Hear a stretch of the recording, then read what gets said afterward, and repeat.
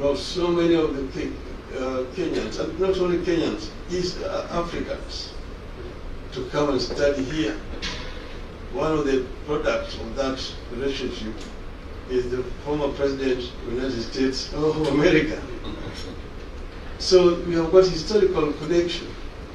The United States helped Kenya in the struggle for independence from British colonialism. So we therefore share very many things in common. And we want to see that these relationships are strengthened. So we are saying we want to, of Kenya, we are starting a new chapter in Kenya after the elections of 9th of August this year. And we are going to be open to business. And we want to create a conducive environment that will be able to attract people to come and invest in Kenya. We are saying that the era of aid is gone. We don't want aid. We want trade and investment. That's what we want. We're going to create an enabling environment because you know that one of the major impediments to investment in Africa has been some factors which include, for example, infrastructure, poor infrastructure, high cost of energy, bureaucratic red tape, corruption. Some of inhibiting factors that have hindered investment in the continent of Africa. We are going to address those issues so that we can create a very attractive environment, new environment, for people to come and invest in the continent.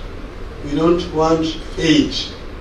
We don't want aid because aid has been pumped in the African continent. It has become a bottomless pit without much to show for it. Do not left debts. Countries became HIPICs, highly indebted countries. So now, with the changes that have come as a result of the struggle of the African people, and particularly with the fall of the Berlin Wall, that wind of change that was blowing in Eastern Europe came also to blow in the African continent. It brought down the military dictatorships, single-party dictatorships, and brought in new, more accountable systems of governance, transparency, accountability, and good governance between the order of the day. From that time onwards, most African countries have realized higher rates of growth, and it can be seen in the improved living conditions of the people. The intra-Asian trade stands at 50%. Even South America, 25%. Some people have been saying that Africa does not trade much with itself because they produce almost the same things. Then I've asked, how about Europe? European countries also produce the same things, yet they trade very much among themselves. What has been established is that inter-African trade has not been widespread because one lack of proper infrastructure.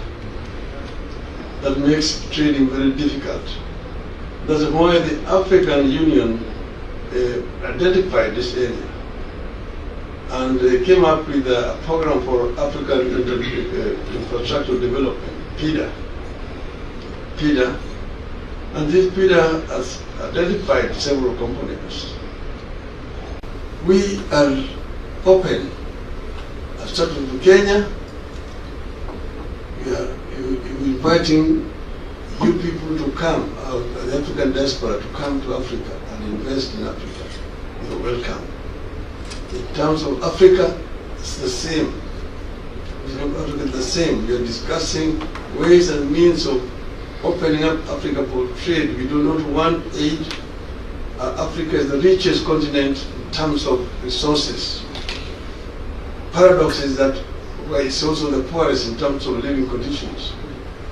And we want to change this. I am talking here as a Pan-Africanist. than Afro-optimists as opposed to Afro-pessimists. Afro-pessimists are those who have given up on Africa. Africa is a lost case, so on. But Afro-optimists are those who believe in the ability of the African people to develop Africa. And you can do it. I challenge you. I raise my case.